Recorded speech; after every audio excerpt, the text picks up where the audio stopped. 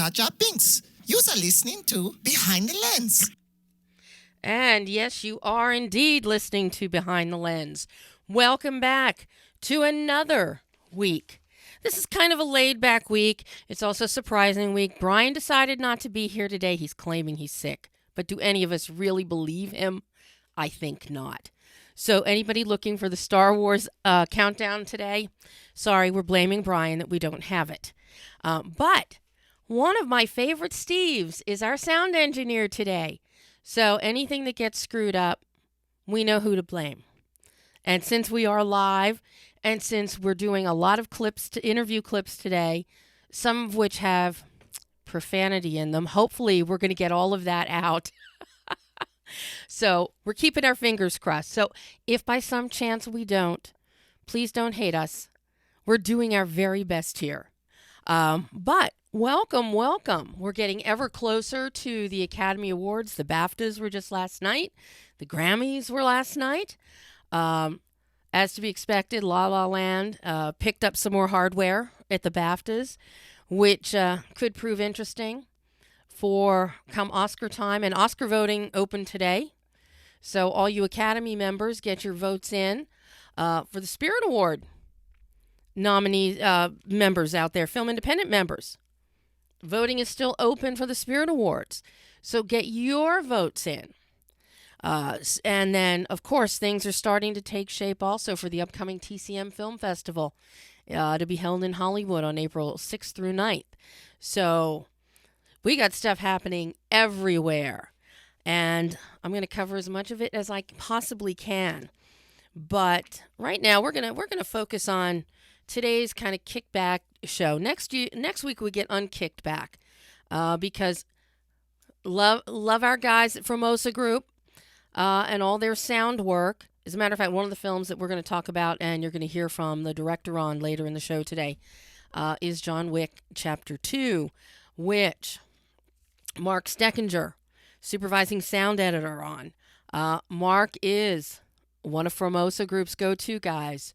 So I'm very excited that you're going to get to hear everything that John Wick director CHAD STAHELSKI has to say about Mark and the work that he does.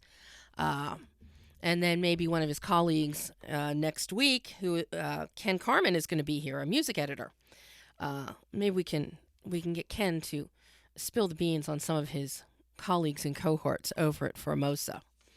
But today, I've been holding on to this interview. I had the good fortune to sit down for an exclusive interview with DAMIEN CHAZELLE, writer-director of La La Land.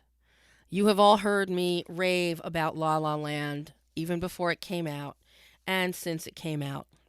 It is a celebration of Hollywood. It is a celebration of the movie musical. And all classic film fans will easily recognize on many fronts the influences from classic Hollywood. There are scenes that you can pinpoint as an homage coming out of Singin' in the Rain. Real Los Angelinos who know the region well will recognize the beloved Smokehouse restaurant up on Barham in Burbank across from Warner Brothers. So, there's so much happening in La La Land that is Hollywood gold. And gold from a classic era that has now been brought into the 21st century by DAMIEN CHAZELLE. And for me, it was being such a musical nerd about cinema musicals. I mean, my master's thesis, as many of you know, was actually on the MGM Hollywood movie musical, a genre that is totally owned by Hollywood. This was not imported from Germany or from anywhere else. The musical was born here in Hollywood. And to be able to have a chance to sit down with DAMIEN, who has an equal love of the genre and the history, was a real treat. So I'm going to do something that we have not done on Behind the Lens. But for just a few minutes of personal chatter between DAMIEN and myself, you're going to get to hear our entire interview. Straight on through, which will answer a lot of questions for many of you who ask, well, how come you don't always include the question? Because as you listen, and anybody familiar with the show, in the conversations with our live guests, there's never question and answer period. It's always about a conversation about film, a conversation about the making of film, about the elements of film, a conversation about a common love of film. So here you can all listen to my exclusive interview with Damien Chazelle as we talk about our common love of the movie musical and of La La Land. And I had started off the interview showing him, he asked me, what did I think? And I said, well, here was my immediate reaction that I sent to the distributor. And here we go. The musical is alive and well. Thank you for saying that, because I'm I as someone who's been so sick of, the past decade or whatever of people saying musicals are dead, just like, no, they're not. Maybe they're sleeping occasionally, but they're still being made, and they still can be made, and I think they're still as relevant as ever, if not more so. I think extremely so, and the timing of La La Land is so key. A lot of people don't realize that Shirley Temple became a star because of the Depression, and Franklin Roosevelt issued that executive order. Yeah. You had to make happy movies, song and dance Fred movies. Fred and Ginger, same thing. I mean, the musical in many ways came of age in the Depression. That's just and in especially this year, such a turbulent time. Yeah. Which of course I didn't plan on. that wasn't part of my plan. But okay, maybe Arthur Freed and the Musical Gods Above had something to do with it. Great. I don't know if that was worth it then. Arthur might have stepped a little too far. You might have. Thanks for trying to help, but what this story, it's sweet, it's old-fashioned, it's enchanting. What came first, the idea for the musical or the idea for the story? The idea for the musical, and the idea for trying to do an old-fashioned musical that would feel new. Mm-hmm. Try to kind of do it in the sort of unironic, unapologetic way that old MGM musicals did it, but to set it in contemporary contemporary LA, contemporary reality, a city that you don't often think of as actually all that romantic. Mm-hmm. And people kind of struggling day in, day out with sometimes very ordinary problems, just ordinary people, and their lives, and do it in a very realistic yet fantastical way. So to combine those two things, that's where it came from first. Mm-hmm. Now, something that really helps with this film, and I kept thinking Norma Kalmus through the whole movie. Every frame. Really? It's like, oh my God. Because Norma, every single Technicolor film ever made. Yeah. I remember watching, there's a great documentary, it's like a special feature and something. I think the Blu-ray of The Adventures of Robin Hood, when they released that on Blu-ray, the Errol Flynn one, and they were talking about the whole history of, that's one of the most beautiful color, pieces of color photography in history, and talking about just the history of Technicolor and Eastman Color, and how obviously technical it was at the outset. But I became very enamored with this idea that color was a choice and a production in and of itself. So that forced you to really think about color. Mm-hmm. And I think people in those movies thought about color palette more than we do today, because we take it for granted now, but back when most movies were black and white, if you were to shoot a movie in color, you had to make it count, and I wanted this movie to make it count. And you definitely succeed. I'm looking at the sunset, the dance against the sunset, and the pinks and oranges. It's right out of Singing in the Rain with Don Lockwood and Kathy Selden on the soundstage, where he's setting the whole mood with that pink and orange in the background. Yeah. So the fun thing there was like trying, walking around LA, seeing real sunsets and going, wow, that sunset looks just like the painted backdrop in Singing in the Rain, or the painted backdrop in, American in Paris, or A Star is Born, or something. It's like these movies that used to be shot mainly on sound stages, so beautifully. Lena Sangre, my DP, and I, we always talked about, like, is there a way to do that in real life? Is there a way to have the same kind of colors, same kind of magic, same kind of fakery? Because we loved also that those movies would do painted backdrops and not try to make them look real. Actually indulge in the fact that they're fake and have fun with that. But if we could do that, if we could make a real LA sky look fake, it's just about shooting it at the right time of day. It's really Well, all it and is. the fact that you went with anamorphic, and then of course you had specially ground lenses Yeah. to really celebrate, the panavistic. Yes, exactly. Yeah, Linus. Linus is a genius. Linus is at beyond that, a at that genius. stuff. Yeah. Have you gone to talk to him? I haven't taught. I've spoken with him in the past. In the past, yeah. But he's not- off in London shooting, which is kind of great after this movie, shooting the Nutcracker. So I think he's having a good time. I pretty much A lot bet. of painted sets on that one. I bet he's having the time of his life Yeah. because he loves color. Yeah. And here you made very conscious choices, and I find this interesting because you've got your primary colors. You've got red, yellow, and blue. Yeah. Very vibrant, very Yeah. alive in your production design, in your costuming. But then you also throw colored lighting on top of that in many sequences. How challenging is that conceptually for you to achieve, the movie painterly look and the surrealism, but still find that right blend so that it looks okay? Yeah. Linus and I found, we actually spent a whole week early in prep. Linus, Mary, Zofri's the costume designer, David Wasco, the production designer. All of us just sat around a table, went through each page of the script, and talked about the color palette in each scene. And very minutely, down to like the color of Emma's pencil and the notebook, and like the color in her coffee shop of what her apron would be, and Ryan's, everything about Ryan's apartment and his coffee mug, and just trying to really think it through. And then so a lot of the color. This is one thing you learn kind of getting into when you're really trying to think about color in film is you first start thinking of it as just a DP's job, and as you get into it, you realize it's just as much obviously costume designer, production designer's job. They have to be actually providing the color material, and then Linus figures out how to shoot it. So a lot of the times we would just Linus would be shooting things actually somewhat naturalistically. With this wonderful European sense he has of how to tease out the magic in everyday stuff. And then other times, he would be doing these very theatrical lighting effects, but it was always, even the theatrical stuff had to feel natural. And that to me is the special genius of Linus, is that he's able to go as far out as you can possibly go within fantasy and theatrical effects, and yet always make it feel somehow homemade. We never wanted anything in this movie to feel too VFX-y. Everything was done practically. Literally everything, with the exception of outer space stuff when they're in space, was done entirely practically. Even stuff you would normally do with VFX, a lot of that, the sunsets, obviously included,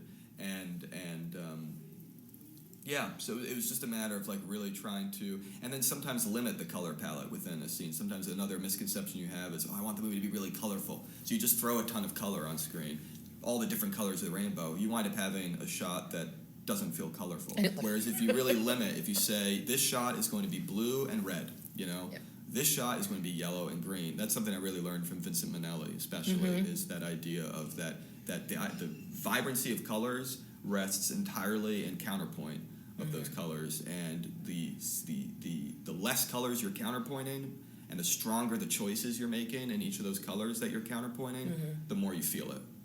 So just things like that you kind of learn in the doing and in the researching that we tried to apply. Yeah, and one of the most spectacular scenes is, of course, that final 9-minute montage, and Tom Cross's editing is just... Yeah, he's... From the opening dance sequence, your shooting of that and the editing of that to that 9-minute montage, that could be its own short film.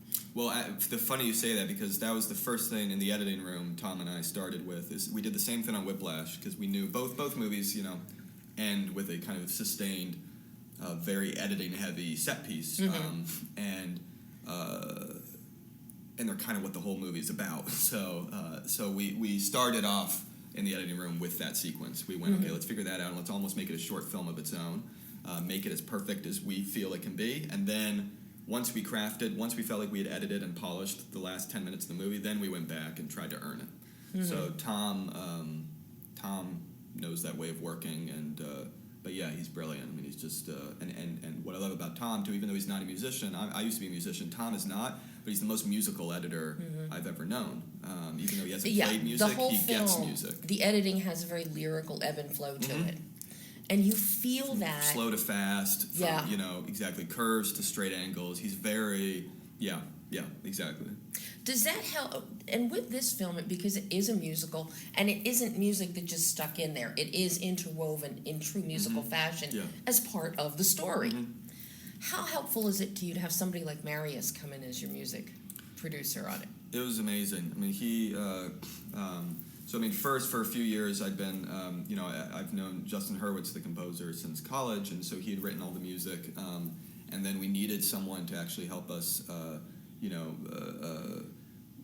actually make this a reality in terms of, like, getting the infrastructure set up for how we were actually going to record all of this, getting the musicians and singers assembled, helping Justin sort of kind of create this, what became a kind of mammoth sort of system. So we had, obviously Mary's, also Steve Kazicki, our music supervisor, just, these, and they worked very closely with Steve Morrow, who was our sound, on-set sound person, and then in the mixing, Nick Baxter did all the music mixing, and obviously they were working very closely with our film mixers, Andy Nelson and Eileen Lee and their team.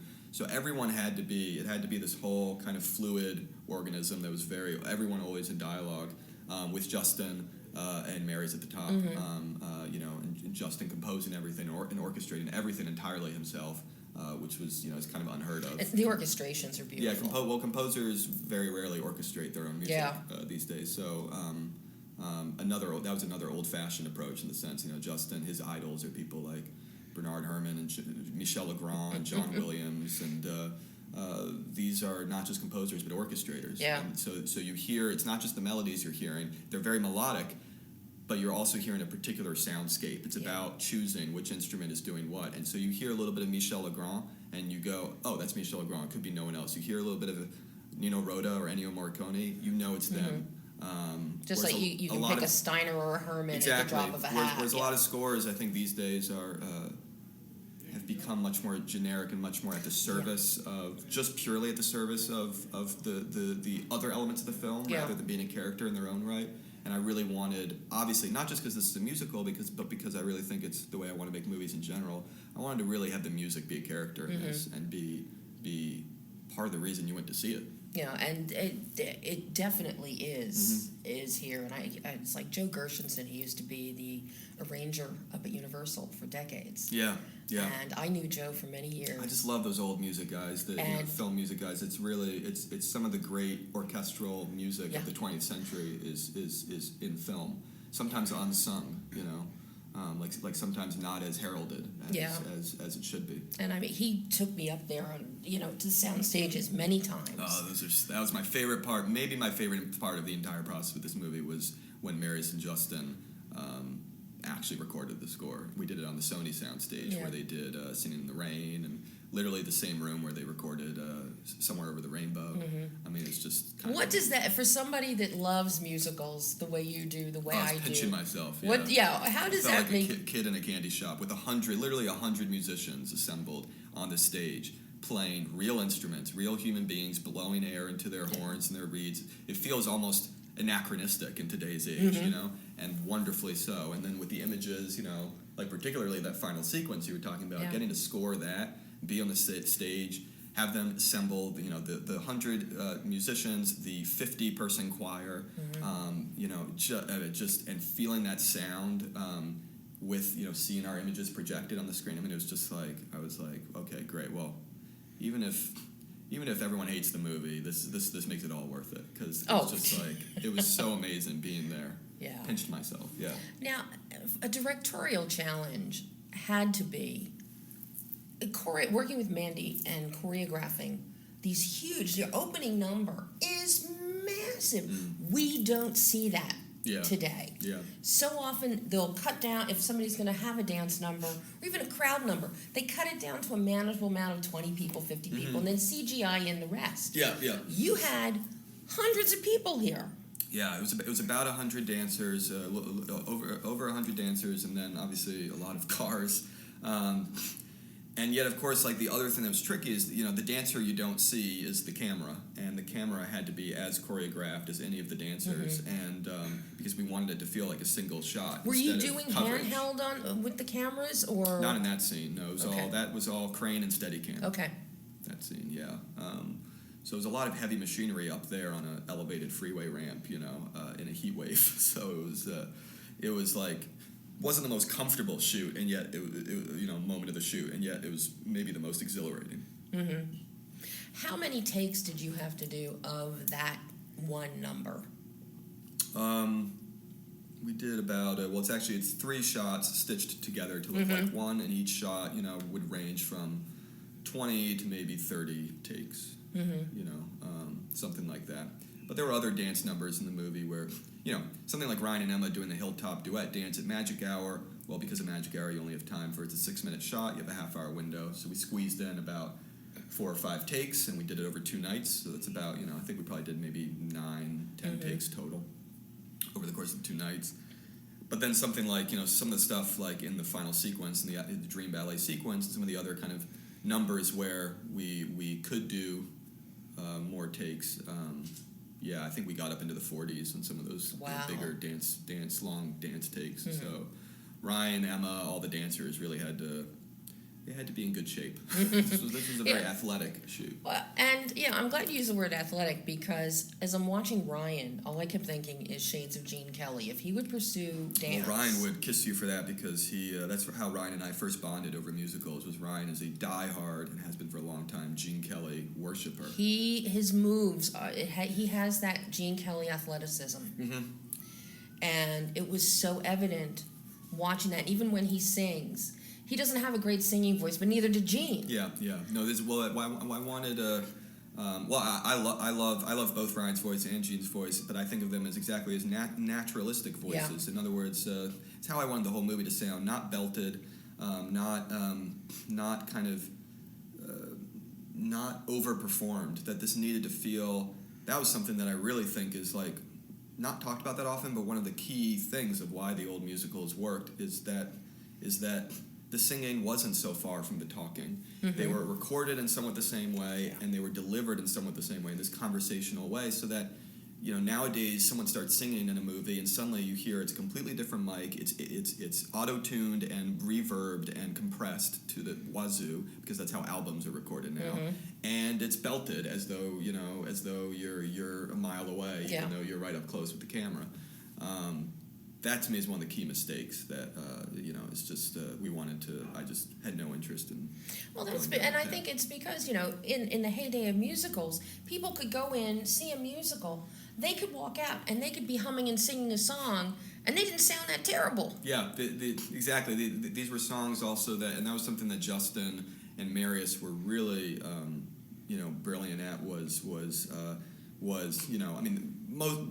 every melody in the movie, every song had been completely sort of written before Ryan and Emma came on, but then to sort of tailor them to their voices, to kind of find the right keys, to find where the right key changes would be, to sort of tailor everything the same way Mandy Moore did with choreography, have everything be very much speaking to their strengths and their particular idiosyncrasies and their little vulnerabilities, to kind of tease those out and make it inform the music and the dance. It had to be a two-way street.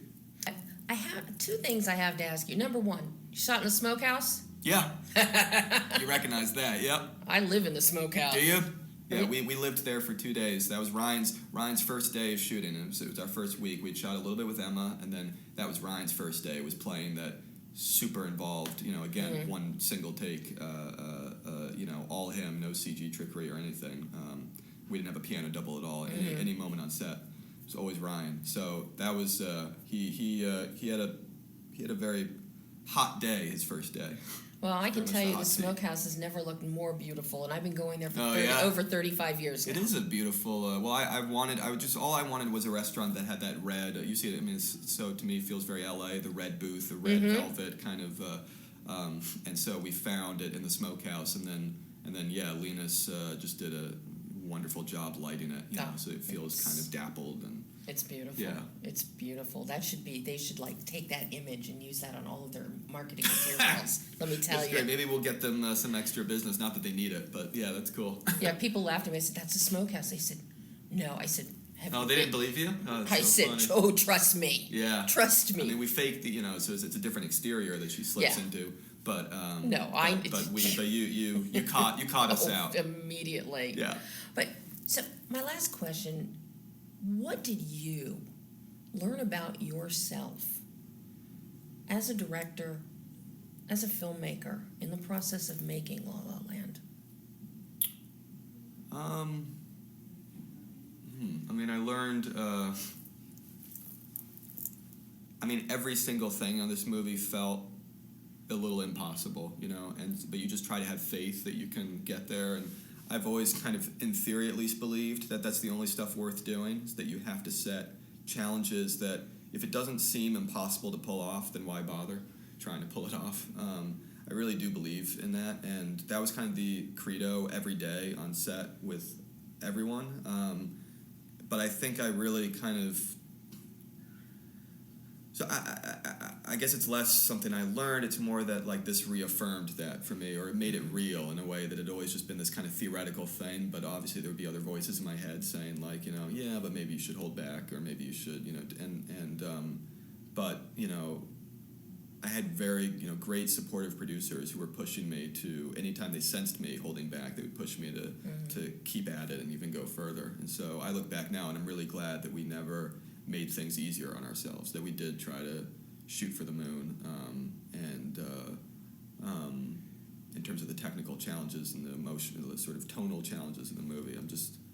There were many moments where we could have taken a slightly easier road that might have seemed very appealing at the time, and we never did. So that's the one thing I'm probably the proudest of and kind of took the most from. And that was my exclusive interview with La La Land writer-director Damien Chazelle. 14 Oscar nominations. So it's going to be curious to see. Our big boss, Nick Fedorov, just appeared in the studio here today. I abuse him when his show is airing live, so it's only fair he come and abuse me in here. Yeah, we do have a big boss here at Adrenaline Radio, for anybody that was wondering. But anyway, no, that was my interview with Damien Chazelle. I adore what he does, his ethos as a filmmaker, his aesthetic, his design. But La La Land, Oscar voters. However, I will say, while everybody else is rooting for La La Land for Best Picture, my heart still goes with Hacksaw Ridge. You heard me say that. I said it in the press conference to Mel Gibson before the film ever came out. Best Picture of the Year. When you look at every single element of a film, Hacksaw Ridge gets my vote for Best Picture of the Year. So all the Academy voters, there are so many worthwhile films this year. I hope you look at all of them. And I hope that this interview with Damien gives everybody a more intimate look at what went into La La Land and what was Damien Chazelle's thought process therein. And yes, for all my classic film TCM peeps out there, yes, I misspoke myself when I said Norma Kalmus. It is Natalie Kalmus, the queen of Technicolor. For whatever reason, my mouth was working faster than my head, or my head was working faster, one or the other. So I stand corrected on that before I get shot and hung at the TCM Film Festival by people. So we're going to take a short break. Then, after some public service announcements and fun stuff, we're going to come back and talk John Wick, Chapter 2.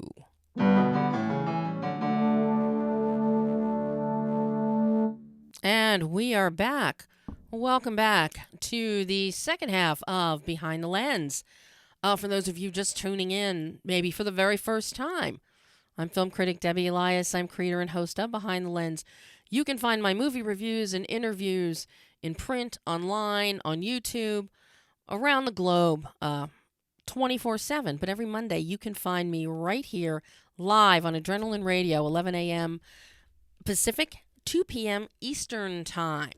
And for those of you who tuned into the first half hour, you had a rare treat. You actually got to hear virtually an entire single interview that I did with Damien Chazelle, rather than being chopped up with little setup pieces and all. You actually got to hear the entire thing in the process, my interview process, if you're not familiar with the show or with some of the other interviews I've been doing the past 29 years. Yes, I'm in my 29th year as a film critic, and It is a joy, and it is a real joy to be able to bring so many young directors, young writers, and cinematographers, veteran industry stalwarts, and educate, enlighten, and entertain all of you out there. As I mentioned, next week we're going to have, we got a real treat. We've got an in-studio guest for the hour from Formosa Group. We're going to have music editor Ken Carmen.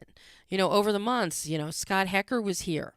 Mark Mangini, Oscar winner for Mad Max Fury Road last year. Mark was here on Halloween. And then we have Tim. Okay, now I'm blanking on Tim's last name, who was here in the end of December from Formosa, who is the Dolby Atmos specialist in town.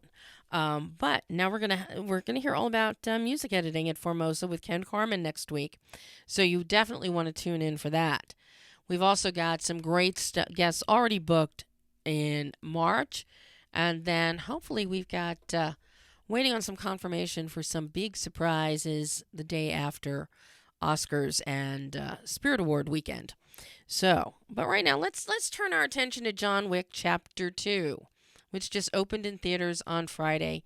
John Wick marked a return to the action genre after the Matrix trilogy for Keanu Reeves. It took the world by storm, developed a huge following, was a box office bonanza. So, of course, we had to have John Wick come back.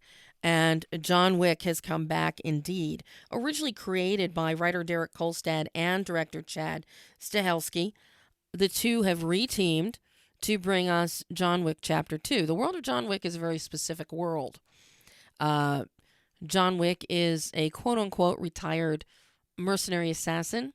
He lives in a world that is run with a moral code, rules, and the hubbub of activity, the peaceable place where assassins of all ethnicities, race, creed, color, religious denominations can get together and just have a drink and talk about what methods they might use for future assassinations, is a hotel called the Continental, run by a very enigmatic gentleman, refined, named Winston, played by the wonderful Ian McShane. Everybody just fell in love with John Wick, and there is violence. There is a lot of violence in the world of Wick, and for a man who was retired in part 1, there are certain things you don't do. You don't mess with a guy's dog, and you don't mess with his car. Hands down, that's it. You do that, you steal a car, you kill a dog, and he's coming after you, which is exactly what John Wick did in John Wick, the original. Well, now we pick up not too long after John Wick ended with John Wick Chapter 2.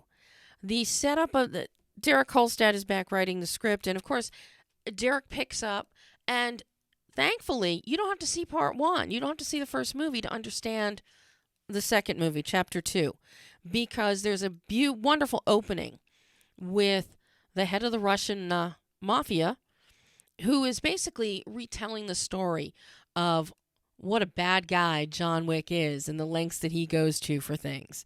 The Russian is played by none other than Peter Stormare, who is amazing no matter what he does. So this is where we start with John Wick Chapter 2. And it just escalates from there, because even though John Wick thinks he's still retired, in the eyes of other members in this assassin's world, he came out, he caused some damage, he's no longer retired. So people with markers are calling in markers. And one of those is an Italian who wants John Wick to go murder his sister because he wants to be the big boy at the table and not his sister. Siblings everywhere will get that part of the film. And of course, thrown in there, we've got 141 kills throughout the movie. And every stunt discipline you can think of. From the Machado method of jiu-jitsu, I'm not talking well today, jiu-jitsu, martial arts, to automotive maneuvers that the most trained stuntmen in the world, you rarely see them do it. And Keanu Reeves is doing virtually every single stunt and car trick himself in this film. There are knife fights. There's gunplay. You've got multi-caliber. You've got, multi-knife stylings. There is a climactic scene shot in a hall of mirrors that is worth the price of admission alone. And a lot of the film is actually shot in ruins in ancient Rome, including the ancient baths at Caracalla in the Piazza Navona, and of course, even in the Villa Borghese Gardens. And all you perfume connoisseurs out there will recognize Villa Borghese as where the gardens of Amanda Borghese and her great cosmetic and skin line and perfume line comes from. Those are the gardens where all of those great fragrances start from. There's your bit of trivia on Amanda Borghese, and it's tied into John Wick of all things. So I sat down because stunts are such a big part of this film, action is such a big part of this film as one of the elements. I sat down with director CHAD STAHELSKI in this exclusive one-on-one and talked to him, starting with his stunt coordinators, J.J. Perry and Darren Prescott. Darren used to actually be a double for Arnold Schwarzenegger on and off over the years. He was stunt coordinator previously on John Wick, on Captain America Civil War, on Red Dawn for Dan Bradley, Drive. He also did stunts he started his stunt career back on Mars Attacks, Jingle All the Way, Eraser, in the latter two, doing some double work for Arnold. J.J. Perry, an automotive genius when it comes to vehicular stunt work. And they brought in a whole impressive team, a lot of military vets, for much of the gunplay and handheld. So, of course, the first question that I had to throw out to Chad deals with the stunt team and specifically JJ and Darren. I have to say, you've got J.J. Perry and Darren Prescott in here. Mm-hmm. Two good friends of mine. Yeah. As, two of your primary stunt coordinators here. How beneficial is it to you to have guys like that, especially with the multidisciplines of stunts that you have here? You've got Keanu doing the Machado method of jiu-jitsu, which very few people do. Mm-hmm. You've got driving that some of the most experienced stunt guys don't even don't do, but Keanu's doing it. And then you've got, you've got all the armament and the weaponry and the fight choreography with guns, and then you intertwine all of these disciplines in the same sequences. Mm-hmm. What does that do to you as a director when you know that you're going to have all of that, and you coming out of stunts yourself? Mm-hmm. You understand the difficulty factor. Mm-hmm. So what is the importance of having guys like this who can come on board? I think the way you explained, if you took the whole thing that you just said and flipped it, there's something I want in my head, and then it's a deconstruction of what it is. And I think one thing we learned being fairly successful action or second unit directors was interpretation and how to talk. The guy that trained me to be a really good stunt coordinator, a really good action director, said you gotta learn how to speak a lot of languages. Meaning when you speak to a wardrobe supervisor, he doesn't care how bitchin' the shot's gonna look or how bitchin' the stunt guy's gonna look. He wants to know how many wetsuits he needs, how many things of clothes. So you speak wardrobe, you speak them. If you can't communicate to your department heads, how are you gonna... I'm not a painter. I don't go brush to palette. I have to go... I have to talk to you. I have to talk to 20 other people. There's probably 500 degrees of separation between what's in my head and what makes it on that screen. I know I want it to be this. I know everything you talked about. I know the fluidity. I know Machado. I know I want drifts. I know I want the motorcycle to crash a certain way. I know how I want to shoot them. I need to be able to sit down with a room full of people and somehow get that picture onto paper and say, how do I help me get this? So I lucked out. I have a lot of great friends that are way better at what they do than I do what I do. So you talk about Darren Prescott and J.J. Perry. Darren, not only is he, I consider him the best of his generation and probably the next 2 or 3 in either direction for action directing with vehicles. Darren's highly creative. He tells stories in his stuff. Not only can he shoot great, he can tell a story. I would have no problem giving a first unit cast and letting him go, because He cares about a wig. He cares about lighting. He cares about a dialogue. He cares about accent. He cares about, the pacing and rhythm of things. He cares about the mise en scène of any scene. JD is very similar, only his background is more martial arts and firearms, just the specialties. Now, aside from the fact that they're both in the top of their field, they're both my friends, and for whatever reason, I can say 2 words to Jay. I can say, look at the tree. I don't have to say that it's a maple tree or birch. He knows. He knows what tree I like. The same thing with Jen. I said, look, what I'm trying to get is this whole... The intro of the movie is all sound design. You hear a crash. It's a silent movie on the wall. It's Buster Keaton. It should let you in on the joke right off the bat. We're stunt guys having a good time. That's my little, fuck you, we're making fun of ourselves. And rather than come up with a really cool gag, which is I'd go to Darren like, look, I need a big opener. It's the second John Wick movie. We need something big. I want the motorcycle. Come on, slide on one tire. And he goes like that. And he's like, I know what you're looking for, but that's not it. And this was literally 2 days before we shot. We already had the motorcycle stuntman trying all these different gags. They still weren't as epic as we wanted. He's like, how about this? We'll hear a crash, and we'll just see a bike spinning out of control, stunt guy sliding on his head. So you didn't see it. He gets up, he goes, oh my God, because then you get tension and panic and fear. And I'm like, everything he said was awesome. That's the effect I want. Duh. And he got what I wanted and put it every way. Same with Jet, like, look, I'm going to do this, this, and this. He's like, no, you want 3-gun. We're going to find Taron Butler and train him in 3-gun. We don't want...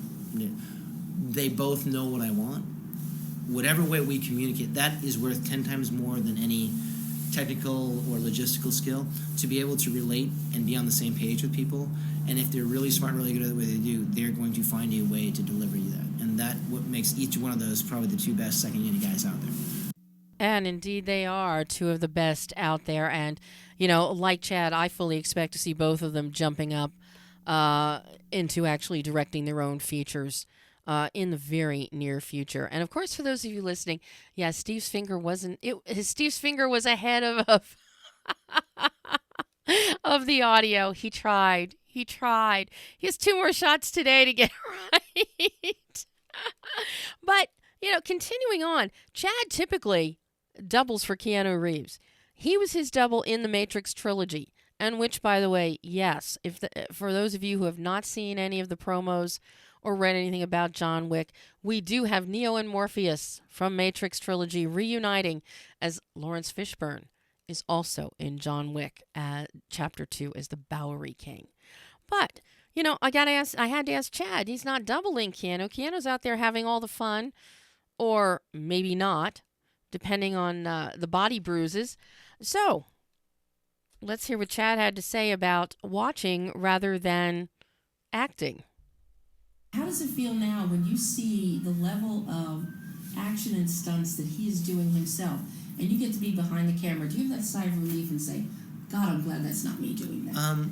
I don't have the glad it's not me thing, but I'm proud of what we've created. I'm proud of the stunt team that I've built up over the last 10 years and the choreography process, which I think is my and my partner's company, 8711. I think we have a process that bar none is the most effective in the industry for making, 1, for designing action, and 2, for bringing it to fruition, or the execution of taking a cast member and making them into something that they can be a very believable action star. And you mentioned 8711. 8711 is a preeminent company and group of stuntmen. And I do believe, if I'm not mistaken, Jason Statham actually works out with them when he gets ready for some of his films as well. But, a big part of every film, and as our regular listeners know, thanks to everybody at Formosa Group, is sound. Sound is key in so many films. And in a lot of action films, there's a problem with the editing. That's one of the things that's so great about Hacksaw Ridge, because the sound, Rob McKenzie, the sound designer and editor, exemplary. You can hear individual bullets. You can hear, armament breath. Here with John Wick Chapter 2, the same thing. You can hear the swish of certain blades. You can hear the different sounds that different caliber bullets make on firing. And all of this fell under the purview of the wonderful Mark Steckinger from Formosa Group and his team. Mark was supervising sound editor Michael Head. worked with him and all the guys at Formosa. So here's what Chad had to say. Chad and I talked about with sound on John Wick Chapter 2. Now, something that you mentioned that, I'm glad you mentioned it, I was going to bring it up anyway, is your sound. Michael Hedger's sound design is just exquisite. Which I have to say is almost accidental. On the first movie, our post-production supervisor, the producer in charge of posting a film, a very nice man named Michael Tinger, was very good friends with what I consider the best sound designer in the biz, Mark Steckinger, and Mark had won the Academy Award for Gladiator. And they were just having friends, and Mike kind of asked his friend, would you mind helping out on this little action movie?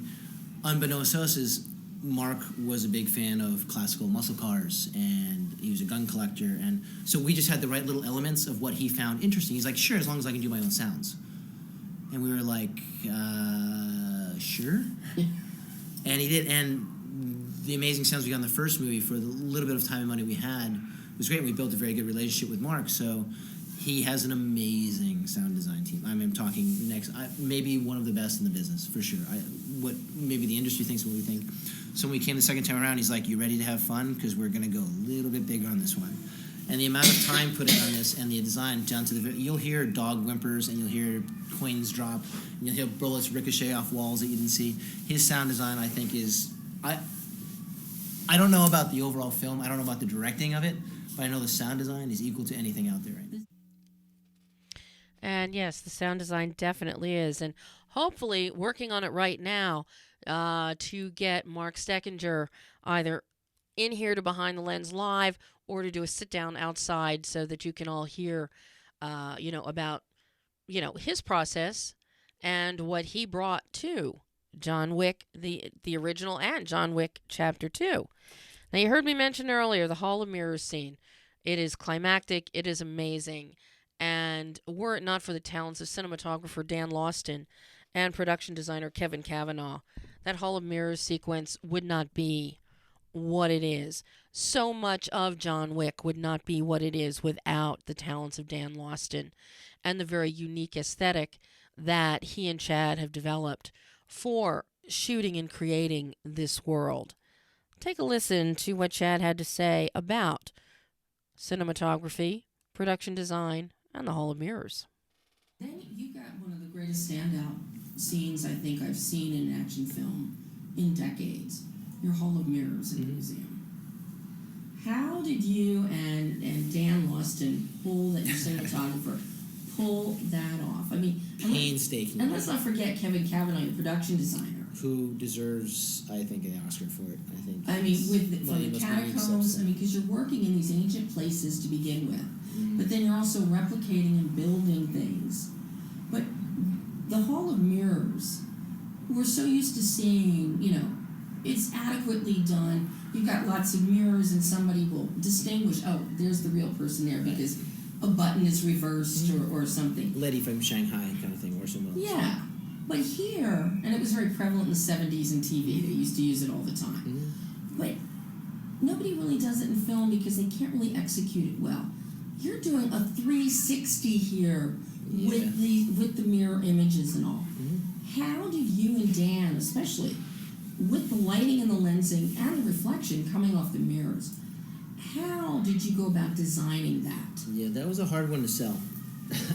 That was one of the very first scenes we wrote for, one of the first things that I wrote when I wrote my synopsis of what we wanted in John Wick 2. One of the first things, I think the first thing I wanted a rock opera, so we put that in, and I wanted something in the Hall of Mirrors. Again, that's a little tribute to I come from a martial art background, so it's Enter the Dragon. So we tried to take what Bruce Lee did with Mr. Han in his mirror room and turn it on its head by a dozen and do a gunfight in there. When I first met Kevin Cavanaugh, was my production designer, was I think the second department head I ended up hiring. Even before Dan Lawston came on board, I sat with Kevin, and Kevin had just finished Drive, which I thought was beautiful in its simplicity. Yeah. And Kevin had been a fairly major art director on a lot of Chris Nolan's projects, like Batman, Dark Knight. Right. And just like we talked about with JJ and Darren with the stunts and the action, I literally spent, within 5 minutes, Kevin had come down to my office, we talked for 5 minutes, and never batted an eye, no matter how weird my shit got. He's like, yeah, I want to do a rock opera in ancient ruins, and I want to do this mirror room. He's like, oh yeah, right, okay, so how big you want? Didn't miss a beat, and I knew I clicked with him. And we spent the next 2 hours designing that, and cut to months later when we're already into design, and I'm now trying to hire my cinematographer. And Dan was on the top of a very, very short list, and he was in Copenhagen at the time. And we got on the phone, and I was like, look, I know you used to work with Guillermo del Toro, and I was like, my ideas may seem a little bit wacky, but I'm trying to do as much practical work as I can with VFX enhancements or removals. And the minute I said mirror room, I swear to God, you could hear him clicking in. And like he was sending me images over Skype of like, oh, we can do reflections like this at fun houses, and what we'll do is we'll warp some of the glass so we don't have to see this, and we'll balance the light this way. And what do you do? Let's build the lights into the sets. We get these new. He told me about this new technology, these LED strips that you see throughout the movie. That, okay, fuck it, lights. Let's see the lights, and we'll change our color palette from the first movie. I was like, you can do that. And he's like, yeah, like I learned more from Dan Lawson and Kevin Cameron than anybody else in the movie. Wow. So I guess what I'm saying is, if you get the right crew, you have a vision, and whether you're embarrassed or proud of it, whatever it is, if you get the right people to help you exercise it on the same page, or execute it, they all get on board, so no longer is it just my idea. It's their idea, it's our idea, it's our creation. And to the man, every single, whether it's construction or a production designer, every single person involved in the development of that mirror room sees it now up on the big screen and goes, holy shit. We're all surprised that it worked as well as it did, but we're all very, very proud of it. So. And, of course, once again, Steve's tried his hardest. And I want you guys to know, I typed out the entire transcript of the interview for him. So he's reading along. But he's not allowing for breath, for people to take the breath, apparently. He's trying. We're so sorry. He's trying. But, another key piece, and this may be the last thing that we get to today on John Wick, the editing. Evan Schiff and editing. Melding the high-octane action, blending two worlds of people who live in the shadows, the homeless under the rule of the Bowery King, and organized assassins. Here's what Chad had to say about editing and Evan Schiff. I've got to ask about, your time spent with Evan Schiff and the editing, because Another big find.